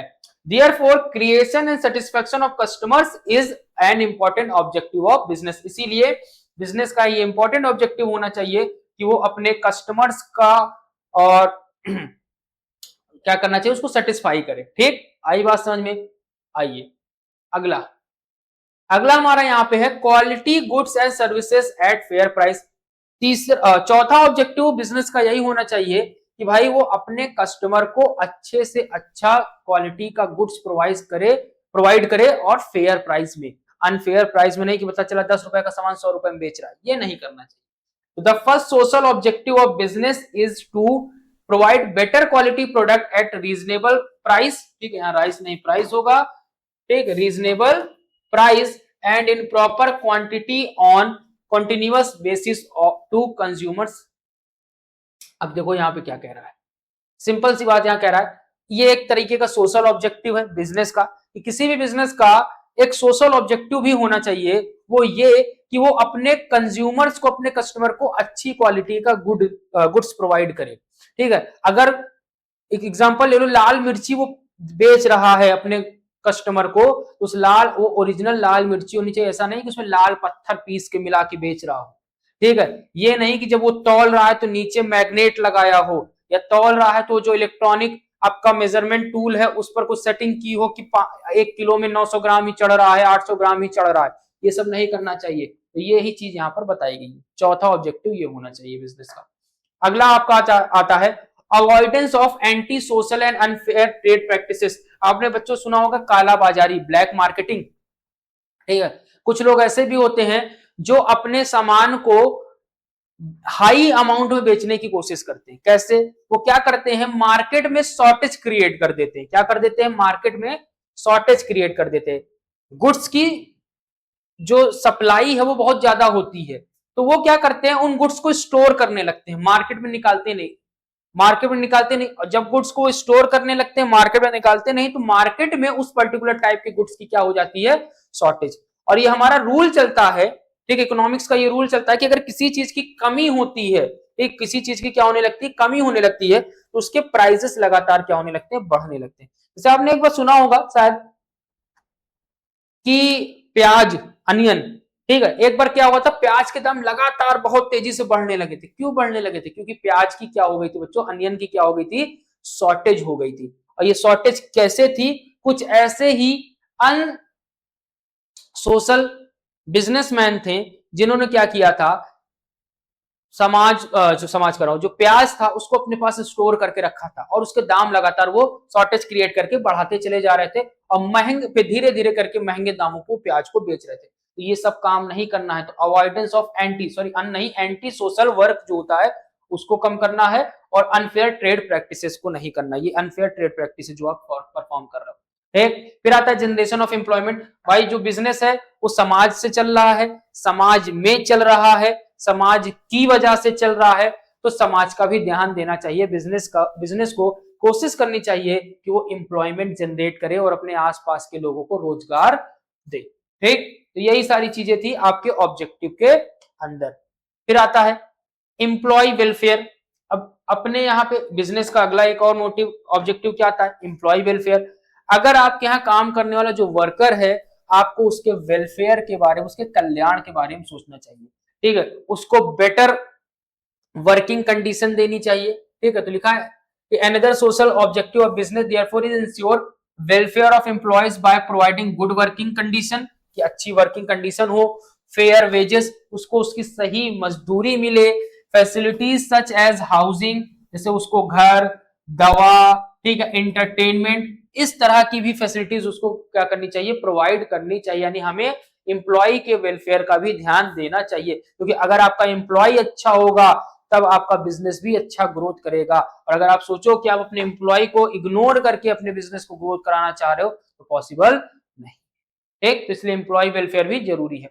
फिर आता है आपका कम्युनिटी सर्विस, कि भाई आप समाज के अंदर रहते हो तो समाज को भी कुछ ना कुछ देना चाहिए, बिजनेस को, समाज को भी कुछ ना कुछ देना चाहिए, जिससे मार्केट स्टैंडिंग बिल्डअप होती है बच्चों। ठीक है, तो जैसे यहाँ लिखा है कि लाइब्रेरी ऑपरेट, लिखा ना कि business should contributed something to the society where it is establish, कि भाई बिजनेस को जहां पर वो एस्टेब्लिश है उसके, उस समाज के लिए, उस सोसाइटी के लिए भी कुछ ना कुछ करना चाहिए। जैसे operated library, dispensary, educational institution etcetera, भाई लाइब्रेरी ओपन कर देना, दवाई की दुकान, ठीक है, एजुकेशन इंस्टीट्यूशन ओपन कर देना, जिससे समाज के लोगों का क्या हो, उद्धार हो, कल्याण हो। ये सब के सब आपके क्या कहलाते हैं बच्चों, सोशल ऑब्जेक्टिव कहलाते हैं। ठीक है, यानी बिजनेस ऑब्जेक्टिव कहलाते हैं। ठीक, आई बात समझ में। अब अगला आता है आपका अगला आता है बच्चों रोल ऑफ प्रॉफिट। प्रॉफिट का क्या रोल होता है इन बिजनेस के अंदर। तो बहुत ही सिंपल सा है, अगर आप समझोगे तो एक लाइन में आप समझ करके सब खत्म हो सकता है। ठीक, पहला क्या है कि हर बिजनेस का मेन रोल जो होता है, बिजनेस एस्टेब्लिश, सॉरी, हर बिजनेस का जो मेन मोटिव जो होता है, मेन ऑब्जेक्टिव जो होता है, वो क्या करना, प्रॉफिट अर्न करना। और ये प्रॉफिट एक बहुत ही इंपॉर्टेंट रोल प्ले करता है किसी भी बिजनेस में। वो क्या है, पहला, फॉर लॉन्ग सर्वाइवल। अगर आप प्रॉफिट अर्न नहीं करोगे तो कितने दिन अपनी जेब से पैसा लगाओगे, बताओ। कितने दिन अपनी जेब से पैसा लगाओगे? महीना, 4 महीना, 6 महीना, साल भर, उससे ज्यादा नहीं लगा पाओगे। फ्रस्ट्रेशन फील होने लगेगी। जो पैसा है वो जब जाने लगता है बचा कुचा, तो उस कंडीशन में आपको लगेगा बंद करो, नहीं चलेगा। ठीक है, तो उस कंडीशन में ये जब प्रॉफिट होता है वो काम आता है। अगर आप बिजनेस खोलते हो और उस बिजनेस को प्रॉफिट हो रहा है, तब आप उस बिजनेस को आगे चलाने की सोचोगे, नहीं तो उसको बंद कर दोगे। ठीक, क्यों? कितने दिन तक जेब से दोगे? तो यही लिखा है, फॉर लॉन्ग सर्वाइवल। लंबे समय तक बिजनेस को चलाए रखने के लिए प्रॉफिट बहुत जरूरी है, क्योंकि उसी प्रॉफिट से वो बिजनेस आगे चलता है। डे टू डे एक्सपेंसेस, आपका आपका घर, सब कुछ उसी से चलता है। फिर आता है फॉर ग्रोथ एंड एक्सपेंशन। अगर अच्छा ग्रोथ होगा, अच्छा प्रॉफिट होगा, तो अच्छी ग्रोथ होगी। भाई आप अच्छा खासा प्रॉफिट कमाओगे तो आप क्या करोगे? एक दुकान से 4 दुकान, 4 दुकान से 10 दुकान की तरफ सोचोगे। अब जब प्रॉफिट ही नहीं आएगा तो आप सोचोगे यार यही एक दुकान अच्छे से चला ले, फिर दूसरे के बारे में सोचेंगे।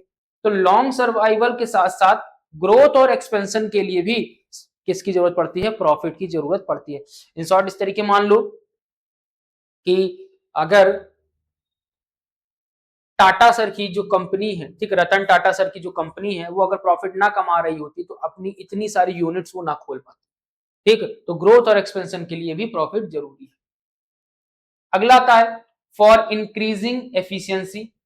भाई एफिशिएंसी इंप्रूव करने के लिए भी किसकी जरूरत पड़ती है? प्रॉफिट की जरूरत पड़ती है। तो क्या लिखा है? Profit is that power which motivates both the parties, owner and worker, to do their best, as they know that in case of good profit they will get good competition for their efforts, so it finally help in increasing the efficiency of business।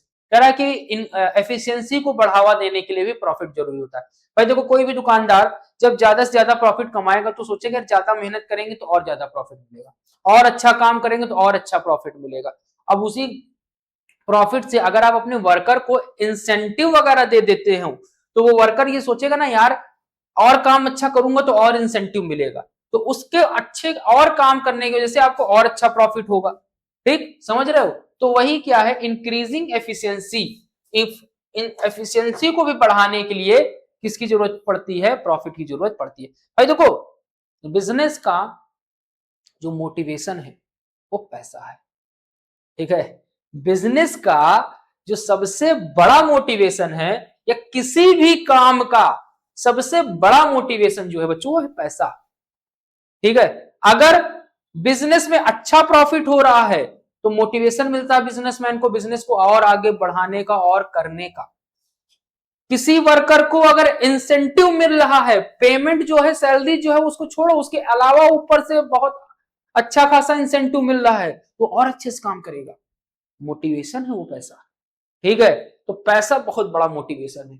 तो business के efficiency को बढ़ाने में भी profit मदद करता है, क्योंकि जो बिजनेसमैन है, जो एंटरप्रेन्योर है, उसको जब प्रॉफिट होगा तो क्या करेगा? बिजनेस को और अच्छे से रन कराएगा, अपने गुड्स एंड सर्विसेज को और इंप्रूव करेगा और उसके प्रोडक्शन को बढ़ाएगा, जिससे क्या हो और एक्स्ट्रा उसको प्रॉफिट मिले। एक, चलो फिर क्या है? फॉर बिल्डिंग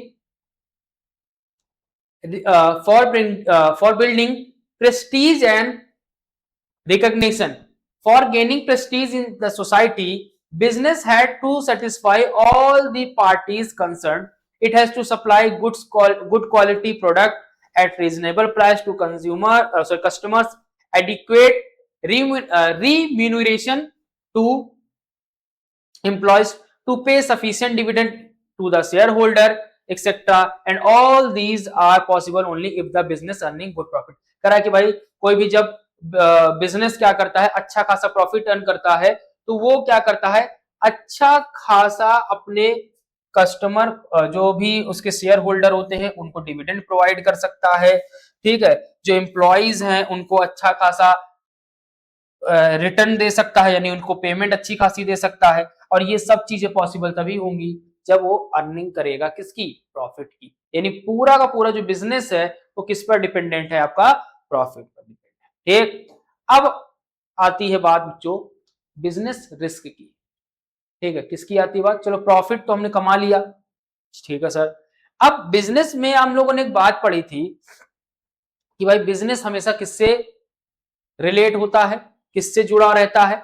रिस्क से जुड़ा रहता है। दुनिया का कोई ऐसा बिजनेस नहीं है जो बिना रिस्क के हो। दुनिया में ऐसा कोई बिजनेस नहीं है जो बिना रिस्क के हो। ठीक, तो अब यहां पर हम लोग यही बात देखने वाले हैं कि कितने टाइप के आपके क्या होते हैं, बिजनेस रिस्क होते हैं। तो पहला क्या लिखा है, business risk refer to the possibility of inadequate profit और even losses due to uncertainties और अनएक्सपेक्टेड इवेंट। कह रहा है कि बिजनेस रिस्क बेसिकली ये होता है कि जब आपको एडुकेट प्रॉफिट हो, यानी जितना प्रॉफिट आपने सोचा था उतना प्रॉफिट ना हो या लॉस हो जाए आपका। ठीक है, प्रॉफिट छोड़ो लॉस ही हो जाए। ये जो अनसर्टेन यूनिट आपके इवेंट्स होते हैं, अनएक्सपेक्टेड जो इवेंट्स होते हैं, इन्हीं को बच्चों हम क्या कहते हैं, इन सभी को हम कहते हैं बिजनेस रिस्क। क्या कहते हैं, बिजनेस रिस्क। जैसे example, demand for particular product में decline due to change in taste preference of consumer. मान लो किसी पर्टिकुलर प्रोडक्ट की डिमांड बदल जाए क्योंकि कंज्यूमर्स की जो टेस्ट प्रेफरेंस थी वो बदल गई, यानी कंज्यूमर्स का जो टेस्ट था वो बदल गया, इस वजह से चीजें बदल जाए। अब सामान ही नहीं खरीदा, मान लो आप जलेबी बनाते थे, अब लोगों को क्या पसंद आ रहा है, लड्डू पसंद आ रहा है, तो वो अब जलेबी खरीदेंगे नहीं, लॉस हो गया। ठीक, तो ये सब के सब आपके क्या कहलाते हैं बच्चों, बिजनेस रिस्क कहलाते हैं। अब यहां पर बच्चों क्या लिखा हुआ है, बिजनेस रिस्क के बारे में लिखा हुआ है। ठीक है, क्या लिखा हुआ है, बिजनेस रिस्क के बारे में लिखा हुआ है। अब बता रहा है कि भाई दो तरह के बिजनेस रिस्क होते हैं। ठीक है, पहला क्या है, पहला है आपका स्पेक्युलेटिव रिस्क, दूसरा है प्योर रिस्क। सबसे पहले स्पेक्युलेटिव रिस्क को समझते हैं। स्पेक्युलेटिव रिस्क का मतलब क्या होता है कि एक इस टाइप का रिस्क होता है, यहां पर 50-50 चांस होता है हर चीज का, या तो आपको प्रॉफिट हो जाएगा या तो लॉस हो जाएगा। इसको क्या कहते हैं, स्पेक्युलेटिव रिस्क कहते हैं। मान लो आपने कोई बिजनेस शुरू किया, ठीक है, आपने कोई बिजनेस शुरू किया, आपने सोचा कि यार इस बिजनेस में मुझे प्रॉफिट ही प्रॉफिट होगा, इस बिजनेस में मुझे क्या होगा, प्रॉफिट ही प्रॉफिट होगा, लेकिन हो गया लॉस, लेकिन हो गया क्या, लॉस। तो इस तरह का जो रिस्क होता है बच्चों, स्पेक्युलेटिव रिस्क होता है, यानी यहां पर 50-50 चांसेस होते हैं हर चीज के, कि प्रॉफिट भी हो सकता है, लॉस भी हो सकता है। इस तरीके से समझ सकते हैं, एक तरीके से जैसे मान लो कि मैंने अभी एक एग्जांपल लिया था कि मैंने एमपी से कोई सामान लाया था, कहां पर, यूपी में। ठीक है, एमपी से मैं कोई सामान खरीद कर लाया था, कहां पर, यूपी में, ये सोचकर कि यार यूपी में तो ये सामान नहीं मिलता है एमपी का, हो सकता है मैं इसको लेकर के जाऊं तो लोगों को पसंद आए। तो भाई मैं वो एमपी से जो सामान लाया बेचने के लिए मार्केट में, उसके 50-50 चांस है ना कि अगर लोगों को समझ में आया तो मैं प्रॉफिट कमाऊंगा, नहीं तो मेरा पैसा फंस जाएगा और मैं कहां चला जाऊंगा, लॉस में चला जाऊंगा। इसी को क्या कहते हैं, स्पेक्युलेटिव रिस्क कहते हैं। आई बात समझ में? ठीक है सर। अब आता है बच्चों दूसरा, प्योर रिस्क। अब ये प्योर रिस्क, प्योर रिस्क मतलब बिल्कुल प्योर 100% शुद्ध 24 कैरेट गोल्ड वाला रिस्क। ठीक, क्या है समझिए। अब मान लो भूकंप आया, क्या आया, भूकंप आया, तुम्हारी स्टोर जो थी खत्म हो गई, सत्यानाश हो गया, भूकंप की वजह से पूरा का पूरा स्टोर गिर गया, छत गिर गई, सामान टूट गया, बर्बाद हो गया। अब क्या इस कंडीशन में तुम्हें प्रॉफिट हो सकता था क्या, क्या इस कंडीशन में तुम्हें प्रॉफिट हो सकता था, सोचो। अर्थक्वेक आने से क्या तुम्हें प्रॉफिट हो सकता था? आपका ऑप्शन, आपका जवाब होगा सर कैसी बातें कर रहे हैं आप, बिल्कुल नहीं। तो यस, बिल्कुल नहीं। इसी तरह के रिस्क को प्योर रिस्क कहते हैं, कि जहां पर प्रॉफिट का कोई नामो निशान ना हो, अगर वो हुआ तो मतलब खत्म कहानी। इस तरह के रिस्क को क्या कहते हैं, प्योर रिस्क कहते हैं। जहां पे 50-50 वाला चांस नहीं, 100% सत्यानाश होना है, जहां पे 100% सत्यानाश की गारंटी हो, वो प्योर रिस्क। अर्थक्वेक आया, फ्लड आ गया, सब कुछ ये प्योर रिस्क है। ये सारी चीजें क्या है, प्योर रिस्क है। और स्पेक्युलेटिव रिस्क जहां पे 50-50 चांस हो कि भाई क्या हो सकता है, प्रॉफिट भी हो सकता है, लॉस भी हो सकता है, दोनों चीजें। एक आइए और भी टाइप्स के हम लोग नेचर की बात करेंगे, नेचर ऑफ बिजनेस रिस्क। अब नेचर ऑफ बिजनेस रिस्क की अगर हम बात करें तो देखो पहला क्या लिखा हुआ है, business risk arise due to uncertainties. भाई बिजनेस रिस्क कैसे पैदा होता है भाई, अनसर्टेनिटीज। अनसर्टेनिटीज का मतलब तो आप समझ ही गए, अनिश्चितता, कि बिजनेस में हमेशा अनिश्चितता रहती है कि क्या होगा। आपने आज दुकान खोली, क्या होगा, चलेगी कि नहीं चलेगी, आज जितने कस्टमर आए थे क्या कल भी उतने आएंगे, या आज जितने आए थे क्या कल उससे ज्यादा आ सकते हैं या उससे कम आ सकते हैं। अनिश्चितता, इसी को अनसर्टेनिटीज कहते हैं। तो बिजनेस हमेशा रिस्क के अंदर ही चलता है क्योंकि उसमें हमेशा क्या रहती है, अनसर्टेनिटीज रहती हैं। तो lack of knowledge of what is going to happen in future, कि भाई इस बात की कोई नॉलेज नहीं रहती कि क्या होगा भविष्य में, अनसर्टेनिटीज हमेशा रहती है बिजनेस में। It may be due to natural climate, जैसे आपका नेचुरल क्लाइमेट हो गया, चेंज इन डिमांड हो गया, प्राइस हो गया, स्ट्राइक्स हो गए। कोई भरोसा नहीं इन सब चीजों का कि भाई नेचुरल क्लाइमेट, भूकंप आ गया, क्या तुमको पता है कि मैं जिस बिल्डिंग में खड़ा होकर के अभी पढ़ा रहा हूं कल ये रहेगी कि नहीं रहेगी, हो सकता है भूकंप आ जाए। ठीक है, केवल इसी बिल्डिंग पे नहीं आएगी, आएगी सब जगह आएगी, फिलहाल पॉसिबिलिटी बहुत कम है, लेकिन कोई भरोसा नहीं है ना। चेंज इन डिमांड, मैं जलेबी बनाता था अब लोगों को लड्डू पसंद आने लगा। लो, हम तो सोचे थे जलेबी बना करके मैं माला माल हो जाऊंगा कि, लेकिन क्या हुआ, मेरी कहानी खराब हो गई। क्यों? क्योंकि लोगों का टेस्ट बदल गया, डिमांड बदल गई। ठीक है, प्राइस, कोई चीज भाई डिमांड कब बदलती है, जब क्या होता है किसी चीज के दाम बढ़ जाते हैं। ठीक है, अब पहले मान लो कोई घर में 1 किलो दूध जाया करता था, जैसे ही दूध के दाम बढ़े अब उस घर के लोगों ने आधा लीटर दूध कर दिया, हो गया लो, कम हो गया आधा लीटर दूध का पैसा मेरे जेब का। स्ट्राइक हो गई, ठीक है, हमारी मांगे पूरी करो, हमारी मांगे पूरी करो। ठीक है, स्ट्राइक्स हो गई। तो ये सब बिजनेस रिस्क है, अनसर्टेनिटी कल को क्या होगा। फिर अगला आता है बच्चों, risk is essential part of every business, की भाई रिस्क क्या है, एक बहुत ही एसेंशियल पार्ट है आपके बिजनेस का।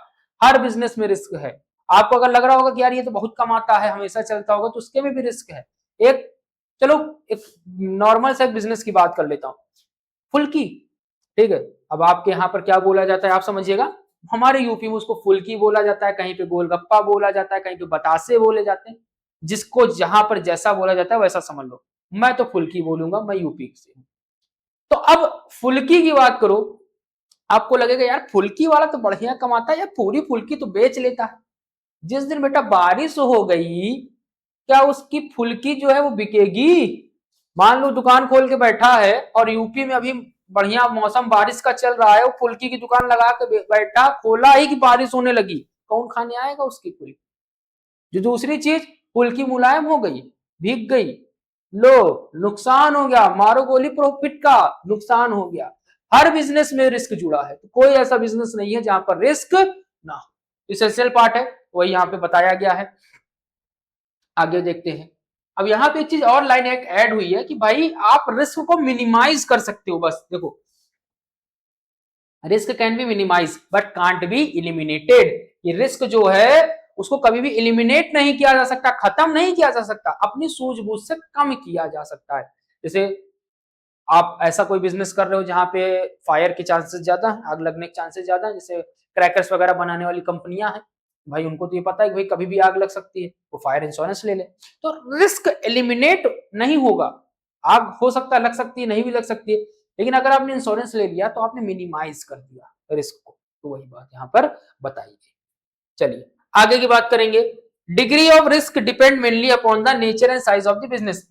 बड़ा बिजनेस तो बड़ा रिस्क, छोटा बिजनेस तो छोटा रिस्क। तो यही कह रहा है कि रिस्क एसोसिएटेड जो होता है वो बेसिकली आपके बिजनेस के साइज पर होता है, कि जैसा आपके बिजनेस का साइज होगा वैसा ही आपका बिजनेस रिस्क होगा। अब जैसे मान लो एक पान की दुकान में बैठा हुआ आदमी को अगर लॉस होगा तो क्या बहुत ज्यादा होगा, क्योंकि बिजनेस उसका छोटा है तो लॉस भी उसका छोटा होगा।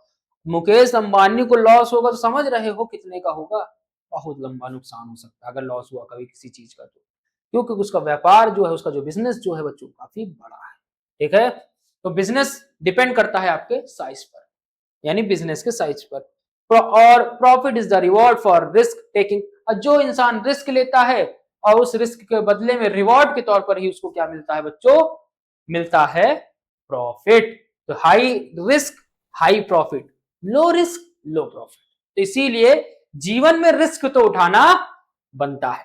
ठीक, तो ये थी बच्चों बात किसकी, नेचर ऑफ बिजनेस रिस्क की। और अब हम लोग पहुंच चुके हैं अपने चैप्टर के उस टॉपिक पर जो कि हमारे इस चैप्टर का होगा आखिरी टॉपिक। क्या है वो, तो देखते हैं बच्चों। है ये वो बता क्या रहा है इसमें कि भाई अगर आपने सारे जो भी आपने चीजें पढ़ी उस सबको ध्यान में रख करके आप अपना बिजनेस शुरू करना चाहते हो तो कौन कौन सी बातें आपको ध्यान में रखनी है। तो सबसे पहले लिखा है starting a business, basic factor, कुछ चीजें हैं जिनको आपको ध्यान में रखना है तब अपने बिजनेस को स्टार्ट करना है। पहला स्केल और साइज ऑफ बिजनेस, पहले तो आप डिसाइड करो कि बिजनेस जो आप ओपन करने वाले हो उसकी साइज क्या होने वाली है। आप स्मॉल बिजनेस ओपन करने वाले हो या लार्ज बिजनेस ओपन करने वाले हो। ठीक, पहली चीज आपको ये डिसाइड करनी है। फिर क्या है, choice of form of business organisation. बच्चों यही हमारा अगला चैप्टर है। इसके बाद क्या, फॉर्म ऑफ बिजनेस ऑर्गेनाइजेशन। इसे हम लोग अगले चैप्टर में पढ़ेंगे डिटेल में।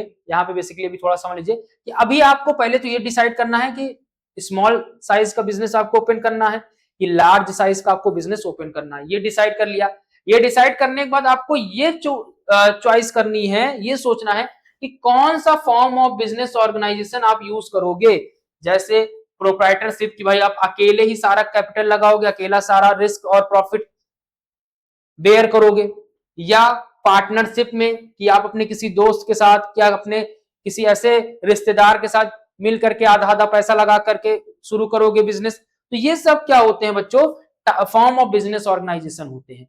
कि अब आपको दूसरा जो टॉपिक मतलब दूसरी चीज जो सोचनी है साइज सोचने के बाद कि कैसा फॉर्म ऑफ बिजनेस ऑर्गेनाइजेशन आप ओपन करने वाले हो, अकेले खोलोगे बिजनेस कि साथ में किसी। एक दूसरा आता है लोकेशन, मोस्ट इंपॉर्टेंट, कि आपका अगर लोकेशन प्राइम नहीं हुआ तो आपका बिजनेस चलने वाला नहीं है। तो एक प्राइम लोकेशन ढूंढना जहां पर जो आप बिजनेस शुरू करने वाले हो उसकी डिमांड हो, उसकी मार्केट हो। किसी ऐसी जगह पे दुकान मत खोल लो या ऐसी जगह बिजनेस मत शुरू कर दो जहां पे उस पर्टिकुलर टाइप के प्रोडक्ट की डिमांड ही नहीं है। ठीक, तो प्राइम लोकेशन ढूंढना, ये दूसरी बात हो गई। दूसरा आता है सॉरी अगला आता है आपका फाइनेंशियल रिक्वायरमेंट, कि भाई अब डे टू डे एक्सपेंसेस के लिए पैसा सोचना, कितना खर्च होगा। कि भाई बिजनेस ओपन करेंगे तो इतना, ओपन करने के बाद तुरंत तो बिजनेस चलता नहीं है, तो डे टू डे एक्सपेंसेस के लिए इतना खर्चा होगा मोटा मोटा, तो उसके लिए फंड इकट्ठा करना।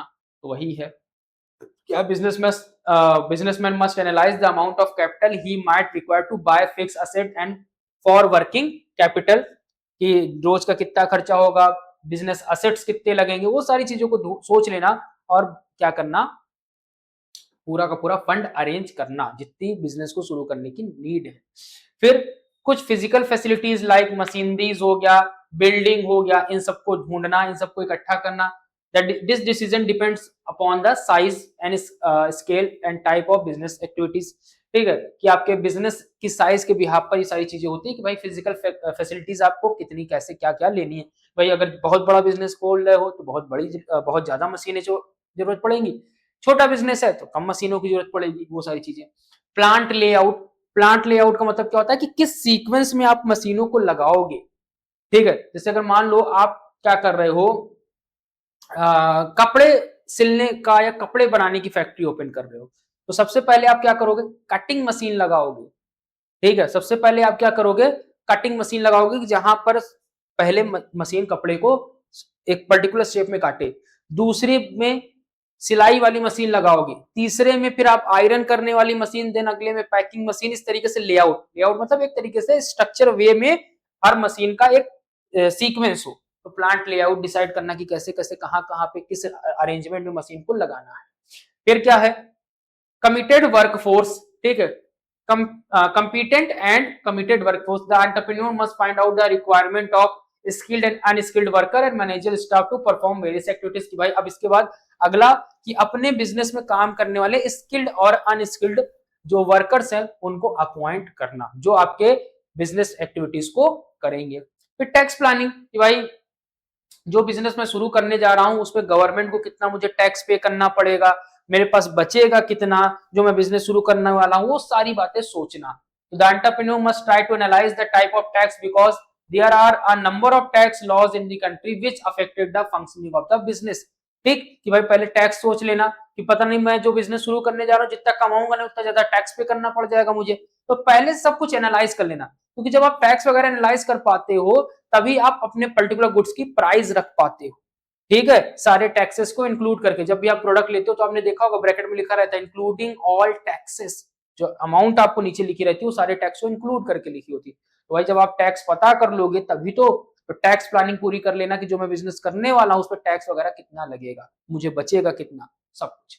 फिर क्या आता है, सेटिंग अप द एंटरप्राइज, और इसी के बाद आपका जो एंटरप्राइजेस है वो आप क्या कर सकते हो, स्टार्ट कर सकते हो जो भी लीगल फॉर्मेलिटीज है उनको पूरा करके। तो लिखा है after analysing the above mention points carefully the entrepreneur can start the business which would mean mobilizing various resource and completing legal formalities। तो जितनी भी लीगल फॉर्मेलिटीज है उन सबको कंप्लीट करके अब इन सारे पॉइंट्स अबव पॉइंट्स जो हम लोगों ने पढ़े हैं उन पर ध्यान दे करके कोई भी बिजनेसमैन क्या कर सकता है, अपने बिजनेस को शुरू कर सकता है। तो बच्चों इसी के साथ, इसी टॉपिक के साथ आपका जो ये चैप्टर था होता है समाप्त। आई होप पूरा का पूरा चैप्टर आपको समझ में आ गया होगा। बहुत ज्यादा कुछ ऐसा नहीं था कि कठिन रहा हो ये चैप्टर, सब चीजें आप जानते थे, बस एक कह सकते हैं कि प्रॉपर वे में मैंने आपको समझाने की कोशिश की, एक सीक्वेंस में आपको चीजों को समझाने की कोशिश। ठीक है, तो बच्चों इसी के साथ जब चैप्टर हो गया समाप्त तो मिलते हैं अब अगली वीडियो में, जहां पर हम लोग क्या करेंगे, डिस्कस करेंगे अपना नेक्स्ट चैप्टर जो कि है फॉर्म ऑफ बिजनेस ऑर्गेनाइजेशन। तो आज के लिए बच्चों इतना ही, थैंक यू सो मच।